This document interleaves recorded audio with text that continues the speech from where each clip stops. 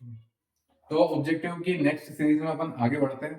ठीक है, ऑब्जेक्टिव को अपन ने पार्ट्स में इसलिए डिवाइड कर दिया क्योंकि वीडियो लंबी चली जाती और आप तक पहुंचने में लेट हो जाती है ना, अपलोडिंग वगैरह में भी क्या लगता है, टाइम लगता है। ठीक है, तो देखो चैप्टर 6 से अब स्टार्ट करते हैं, चैप्टर 5 तक अपन ने इसके पहले वाली वीडियो में देख लिया है ना। ऑब्जेक्टिव का फर्स्ट वाला है 24 में आता है, the time period of the famous Greek mathematician Thales is 640 to 546 BC. ठीक है, ये वाला इसका आंसर रहेगा। उसके बाद में देखो ऑल ट्रायंगल्स आर, है ना, all dash are similar. Similar के अंदर क्या क्या रहेगा हमारा, सिमिलर में ऑल सर्कल्स हो जाएंगे, ऑल स्क्वायर्स हो जाएंगे, ऑल इक्विलेटरल ट्रायंगल होंगे, है ना। कौन से वाले, इक्विलेटरल ट्रायंगल। ठीक है, ठीक है। अब देखो to polygons of same number of side, है ना, दो पॉलीगन्स हैं उनके सेम नंबर ऑफ साइड है, वो सिमिलर होंगे। कब होंगे, their corresponding angles are equal, जब उनका करस्पॉन्डिंग एंगल क्या होगा, इक्वल होगा। सारे करस्पॉन्डिंग एंगल्स क्या होंगे, इक्वल होंगे। And their corresponding sides, sides similar के अंदर करस्पॉन्डिंग साइड्स क्या होनी चाहिए, प्रोपोर्शन में होनी चाहिए, है ना। उसके बाद में ऑल कॉन्ग्रुएंट ट्रायंगल्स आर, सारे कॉन्ग्रुएंट ट्रायंगल्स क्या होते हैं, सिमिलर होते हैं। कॉन्ग्रुएंट ट्रायंगल सिमिलर रहते हैं, है ना। बट अगर ऐसा पूछ ले कि सारे सिमिलर ट्रायंगल क्या कॉन्ग्रुएंट होते हैं, तो नहीं होता भैया, है ना। कॉन्ग्रुएंट ट्रायंगल में ये होता है कि शेप और साइज दोनों क्या होना चाहिए, इक्वल होना चाहिए। बट सिमिलर में साइज साइज मैटर नहीं करता, सिर्फ शेप क्या होना चाहिए, शेप सेम होना चाहिए, है ना। तो देखो कॉन्ग्रुएंट वाला भैया अपना बोल रहा है कॉन्ग्रुएंट और सिमिलर, इसमें क्या होना चाहिए, शेप और साइज दोनों इक्वल होना चाहिए। और इसके अंदर सिर्फ शेप सेम होना चाहिए, है ना, शेप।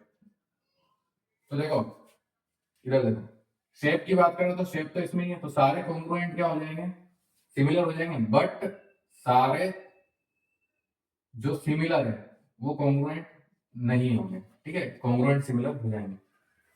आगे अपन बढ़ते हैं, the corresponding sides of two similar triangle in proportional. ठीक है, ट्रू फॉल्स की बात है 23 का। सिमिलर ट्रायंगल्स के जो करस्पॉन्डिंग साइड्स होती है वो क्या होती है, प्रोपोर्शन होती है, ये ट्रू है। ठीक है, similar triangles are always equal, है ना। सिमिलर ट्रायंगल्स का एरिया ऑलवेज इक्वल होगा नहीं, क्योंकि उसमें साइज का कोई भी मैटर नहीं करता है।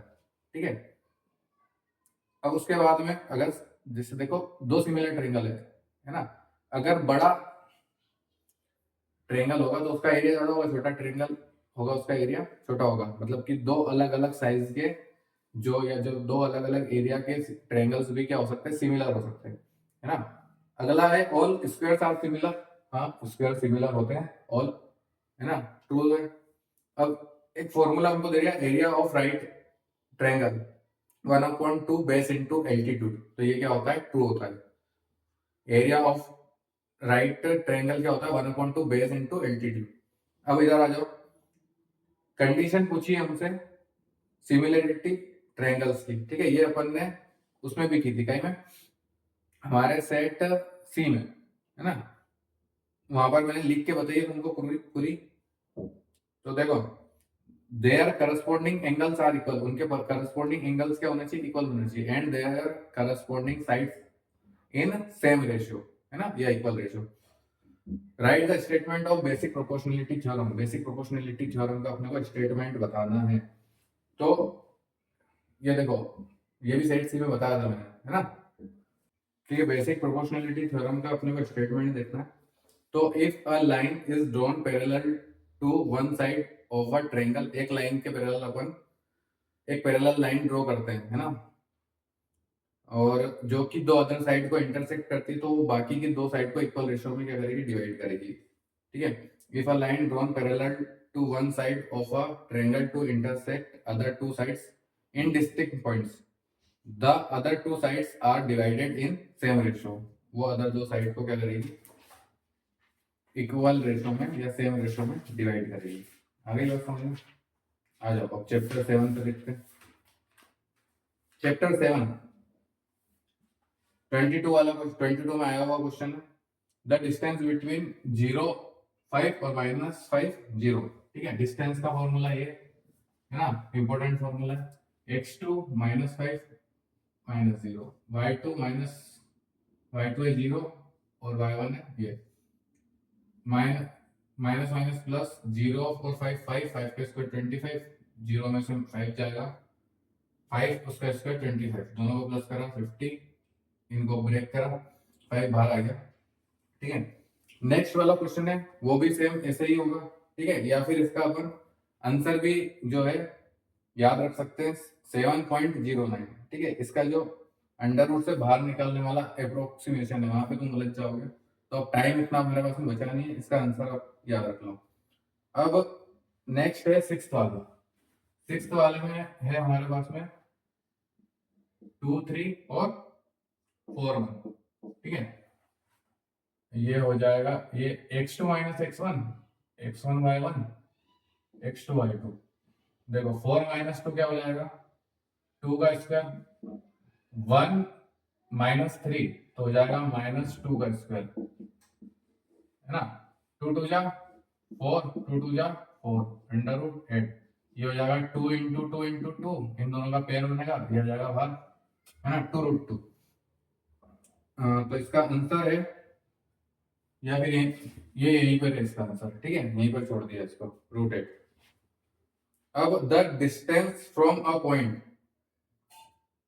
डिस्टेंस ऑफ अ पॉइंट, एक पॉइंट के डिस्टेंस किससे, एक्स एक्सिस से, किससे, एक्स एक्सिस से क्या कहलाती है, ये कहलाती है वाई कोऑर्डिनेट, है ना, वाई कोऑर्डिनेट और कोऑर्डिनेट, है ना।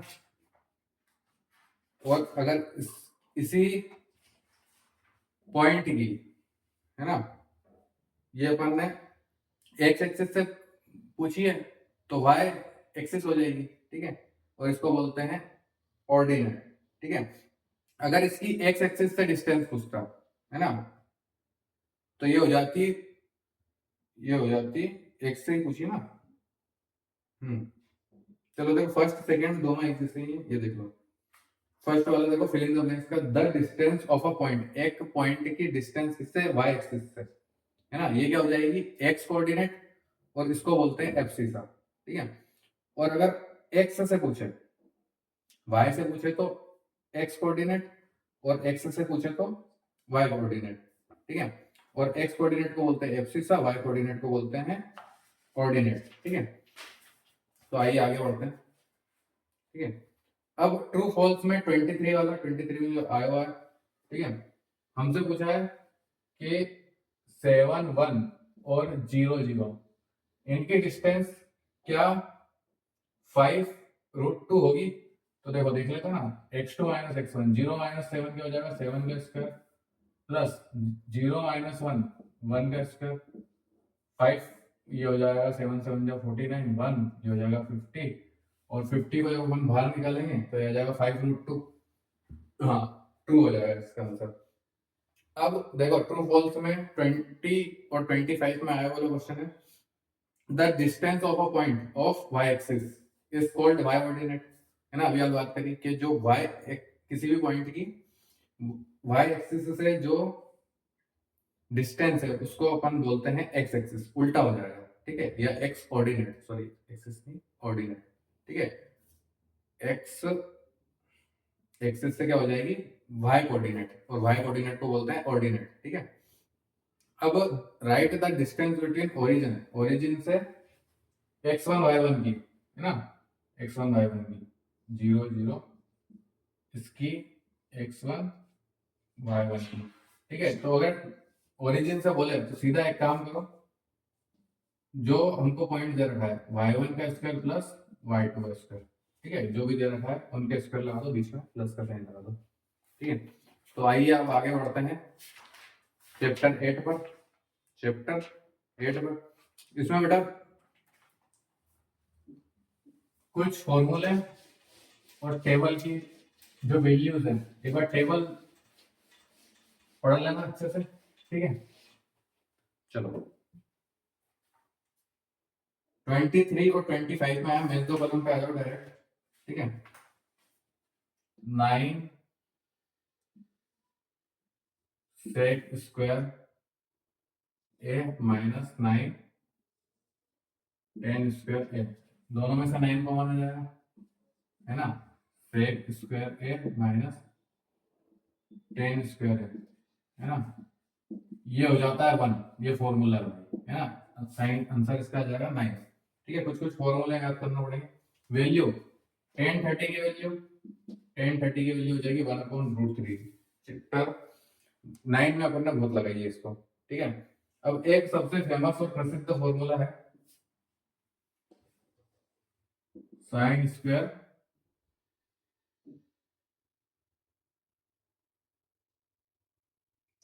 Theta plus cos square theta, ये होता है 1। अगर इसकी जगह पे देखो 24 में अपने को थीटा की जगह 25 दे दिया है, ठीक है, तो भी इसका आंसर भी क्या होगा 1 होगा, ठीक है। अब 25 की जगह कुछ भी दे सकता है, बस यहाँ पे साइन स्क्वायर और कोस स्क्वायर बीच में क्या होना चाहिए, प्लस होना चाहिए, ठीक है। और ये एंगल दोनों क्या होना चाहिए, सेम होना चाहिए, ठीक। अब हमारा अगला फॉर्मूला आता है 1 plus coat square theta, 1 plus coat square theta, है ना, ये हो जाएगा कोसेक स्क्वायर थीटा, ठीक है, कोसेक स्क्वायर थीटा। उसके बाद में सेक थीटा हमारा हो जाएगा 1/cos थीटा, ठीक है, 1/cos थीटा। उसके बाद में ये देखो ये वाला भी हाल अपन ने देखा, sine square theta plus cos square theta equal to 1। अब आ गया tan 60 की वैल्यू, tan 60 की वैल्यू होती है √3, 30 की होगी 1/√3 और 60 की होगी 1/√3। अब देखो सेक स्क्वायर थीटा, अगला क्या है sec square theta, sec square theta -1, ये हो जाता है tan square theta, tan square theta, ठीक है। नेक्स्ट है देखो इस पूरे की जगह पे अपन ने क्या लिखा था 1, है ना। अब ये वाला फॉर्मूला भी आ रहा है, क्या करें देखो ऐसा हुआ है इसमें सेक स्क्वायर थीटा, ये इधर प्लस का है, इधर आया तो माइनस का, थीटा की जगह ए भी हो सकता है इसके अंदर, ये 1 इधर प्लस का उधर गया, इधर माइनस का उधर गया तो प्लस का, दोनों तरफ अंडर रूट लगा दिया, तो 1 का अंडर रूट क्या हो जाएगा 1 ही हो जाएगा, ठीक है। तो इसका आंसर क्या आ रहा है 1 आ रहा है, 20 में आया हुआ है, ठीक है। अब साइन जीरो की वैल्यू पूछ दी है, साइन जीरो की वैल्यू टेबल याद होना चाहिए, साइन जीरो की वैल्यू 0। उसके बाद में टेन थीटा क्या होता है, टेन थीटा हमारा होता है sine theta upon cos theta, ठीक है। अब cos 45 की वैल्यू पूछ दी है, तो cos 45 या sin 45 दोनों की वैल्यू होती है 1/√2। तो भैया एक तो टेबल से देखो ऑब्जेक्टिव आता है 8.2 के आगे टेबल दे रखी है, एक बार रीडिंग लगा लेना। और इस टाइप के जो फॉर्मूले हैं ये देख जाना, इसमें एक फॉर्मूला और मेरे को मिसिंग लग रहा है 1 plus tan square theta equal to sec square theta, ठीक है। इसी से ये बनता है, ये जो है tan स्क्वायर थीटा उधर से ले जाता है, तो ये देखो sec square theta minus tan square theta equal to 1, ठीक है। और देखो और इस फॉर्मूले में क्या कर सकता है, इसको किसी को भी एक को इधर रख के दूसरे को उधर ले जा सकता है, जैसे कि मैं तुमको बताऊं साइन स्क्वायर थीटा, है ना, तो ये उधर जाएगा, इधर प्लस का उधर जाएगा तो 1 माइनस cos स्क्वायर थीटा, ऐसे ही cos स्क्वायर थीटा इधर हो सकता है, तो साइन उधर जाएगा तो 1 माइनस sin स्क्वायर थीटा। अब देखते हैं चैप्टर 9।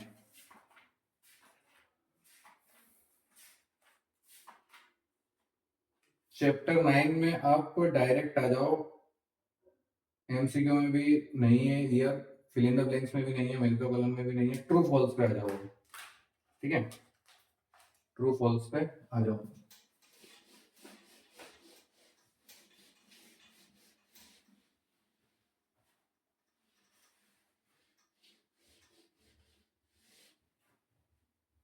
देखो सीधी सी बात है, यहाँ पर एक भैया खड़े हुए हैं, है ना, और एक ऊंची बिल्डिंग है, यहाँ पर एक और भैया खड़े हुए हैं, ठीक है, नीचे एक भैया खड़े हुए हैं। जब ये भैया यहाँ से ऊपर की तरफ देखेंगे ना, तब जो एंगल ऑफ एलिवेशन बनेगा इस हॉरिजॉन्टल से, तो इसको आप बोलेंगे angle of elevation, angle of elevation. और जब ये नीचे देखेंगे तो इनके साथ में जो एंगल बनेगा एंगल ऑफ डिप्रेशन, ठीक है। अब ये जो लाइन जो है ऑब्जेक्ट से हमारी आंख को मिला रही है, इसको बोलते हैं line of site, line of site.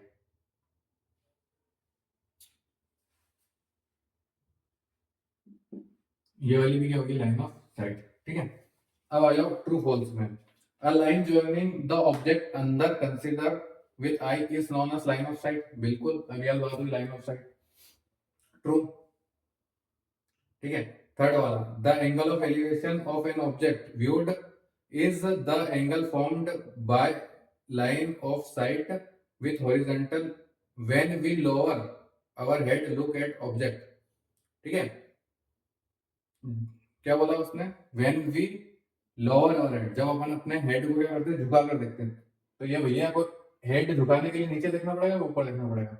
Head जब झुकाएंगे तो नीचे देखना पड़ेगा, ठीक है। तो एंगल ऑफ डिप्रेशन आएगा वहां पर, है ना। तो ये वाला क्या है, इसमें एलिवेशन दे रखा है, तो ये क्या है, फॉल्स है।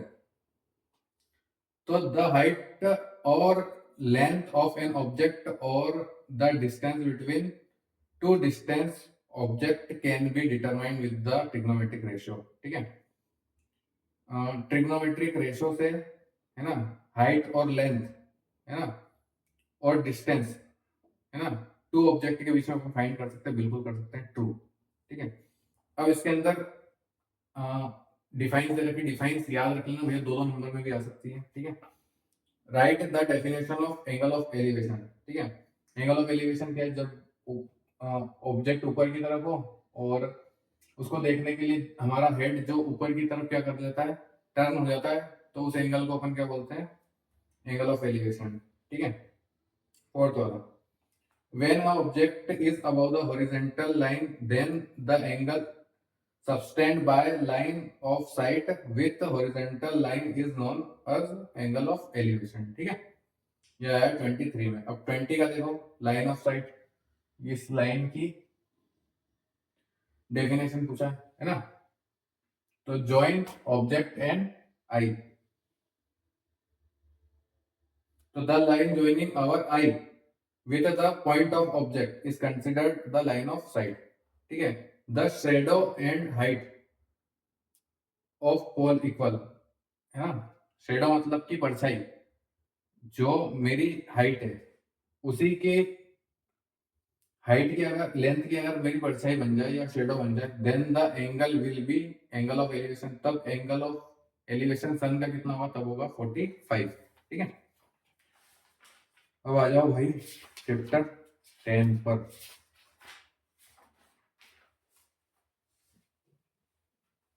देखो थोड़ा सा बेसिक पहले समझो। सर्कल, सेंटर, एक पॉइंट से अगर अपन एक लाइन इसको टच करती हुई चली जाए, इसको अपन बोलते हैं टेंजेंट, टेंजेंट, ठीक है। और अगर कोई लाइन सर्कल को दो पार्ट पे क्या करके चली जाए, इंटरसेक्ट करके चली जाए, तो इसको बोलते हैं सेकेंड, ठीक है। अब देखो टिक द करेक्ट में आ जाओ। अब देखो इसका सॉल्यूशन भैया बहुत बड़ा है ना, ये 2 से 3 नंबर का क्वेश्चन है, तो इसको डायरेक्ट अपन याद रख लेंगे। If tangent P and PB from a point P to a circle with centre O are inclined to each other at angle 80, then angle P O A is equal to 50 degree, ये वाला याद रख लेना भाई वगैरह, ठीक है। इतना टाइम हमारे पास में बच रही है। Number of tangent drawn at a point on circle, ये सर्कल है, यहाँ पे एक पॉइंट है, इस पॉइंट से सिर्फ अपन कितने, 2 टेंजेंट ड्रॉ कर सकते हैं, ठीक है। तो क्या आएगा इसका आंसर, 6 वाले का A. Number number of tangent drawn at a point on circle, चलो इसको देखते हैं अभी आगे और आएगा इसका answer. How many tangent can a circle have? एक सर्कल के कितने टेंजेंट हो सकते हैं? इनफाइनाइट। ये वो सारे टेंजेंट हो सकते हैं, है ना। Tangent to a circle intersect in a point. Tangent, है ना, टेंजेंट से सर्कल को इंटरसेक्ट किस पॉइंट पे करता है? हम्म ये टेंजेंट जो है केवल एक ही पॉइंट पे इसको क्या करेगा? इंटरसेक्ट करेगा या टच करेगा, ठीक है। इस पॉइंट को अपन बोलते हैं point of contact. A line intersecting a circle two point. एक लाइन जो है सर्कल को टू पॉइंट पे इंटरसेक्ट कर रही है, इसको क्या बोलेंगे अपन? सेकेंड। एसीसी है एंटी सेकेंड, ठीक है। अब आ जाओ भैया ट्रू फॉल्स पे, है ना। अब देखो, a tangent is a second, है ना। ये टेंजेंट और ये सेकेंड अलग अलग है। ये टच करके ये एक पॉइंट पे इंटरसेक्ट कर रही हो रही है, दो पॉइंट पे इंटरसेक्ट कर रही है, फॉल्स आएगा। 19 में ईयर में जो आया था वो देखो, a perpendicular drawn from the circle of a circle to a chord bisect the chord, ठीक है। देखो, सर्कल, कॉर्ड, एक परपेंडिकुलर अगर अपन यहाँ से ड्रॉ करते हैं तो ये इस कॉर्ड को दो इक्वल पार्ट में क्या कर देता है? डिवाइड कर देता है। ये वाला पार्ट और ये वाला पार्ट क्या हो जाएगा? इक्वल हो जाएगा, ठीक है। अब आ जाओ 19 और 24 वाले पे जो आया हुआ है ईयर में। A line intersecting a circle in two point are called stand. True. ऐसी लाइन जो सर्कल को टू पॉइंट पे इंटरसेक्ट करती है क्या बोलते हैं? उसको सेकेंड बोलते हैं, ठीक है। स्लैंट लाइन भी बोलते हैं इसको। वन वर्ड पे आ जाओ 23 में जो आया उस पे, what call the common point of a tangent and the circle, ठीक है। सर्कल और टेंजेंट के कॉमन पॉइंट को अपन क्या बोलते हैं? इसको बोलते हैं point of contact, point of contact, ठीक है। शॉर्टकट में लिखा, तुमको पूरा लिखना है इसमें। अब 19 वाले पे आ जाओ, how many parallel tangent of a circle can be drawn. ये सर्कल है, इस पे अपन पैरेलल कितने टेंजेंट ड्रॉ कर सकते हैं? सिर्फ दो कर सकते हैं, ठीक है। Define the point of contact, ठीक है। तो common point of tangent and circle, ये टेंजेंट और इस सर्कल का ये कॉमन पॉइंट क्या कहलाएगा? पॉइंट ऑफ कांटेक्ट, ठीक है। डिफाइन सेकेंड लाइन, है ना, the line intersect the circle. ऐसी लाइन जो सर्कल को कितने पॉइंट पे इंटरसेक्ट करे? टू पॉइंट पे, उसको अपन क्या बोलते हैं? सेकेंड लाइन बोलते हैं, ठीक है। ये होते हैं हमारे 10 चैप्टर तक के ऑब्जेक्टिव, ठीक है। अब बाकी के 4 चैप्टर के अपन देखने वाले हैं अगले पार्ट में, ठीक है।